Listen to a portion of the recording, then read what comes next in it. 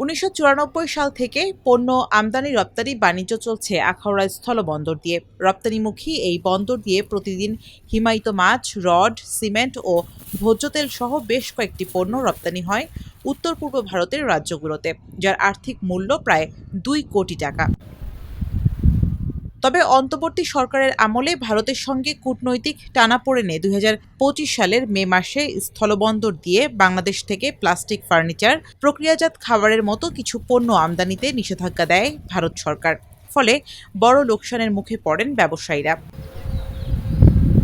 তবে ত্রয়োদশ জাতীয় সংসদ নির্বাচনের মধ্যে দিয়ে নির্বাচিত সরকার গঠনের পর ভারতের সঙ্গে কূটনৈতিক টানাপোড়েন অনেকটা কমেছে।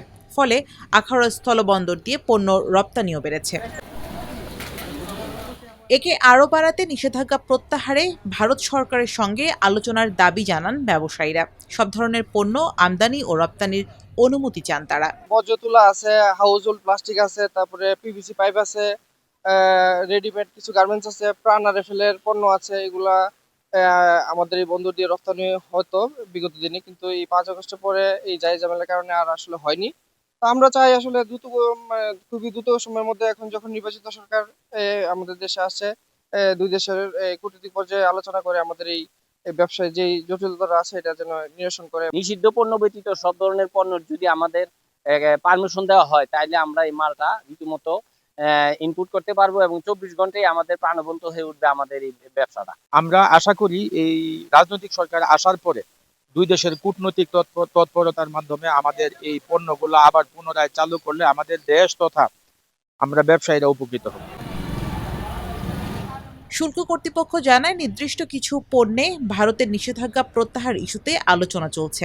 দপ্তরের পক্ষ থেকে, আখাউড়া স্থল শুল্ক স্টেশনের পক্ষ থেকে এনবিআর এ আমরা এটা লিখিতভাবে জানিয়েছি। যদি এই বিষয়টি উঠে যায়, ইন্ডিয়ার পক্ষ থেকে যে পোর্ট রেস্ট্রিকশনটা রয়েছে সেটি যদি উঠে যায়, তাহলে বন্দরে যারা রপ্তানিকারক রয়েছে আরো বেশি পরিমাণে রপ্তানি করতে পারবে এবং সরকার আরো বেশি রাজস্ব আহরণ করতে পারবে।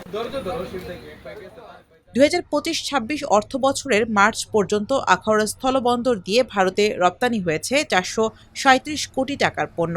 বিপরীতে আমদানি হয়েছে প্রায় 2 কোটি টাকার পণ্য, যা থেকে সরকারের রাজস্বে জমা পড়েছে 71,32,000 টাকা।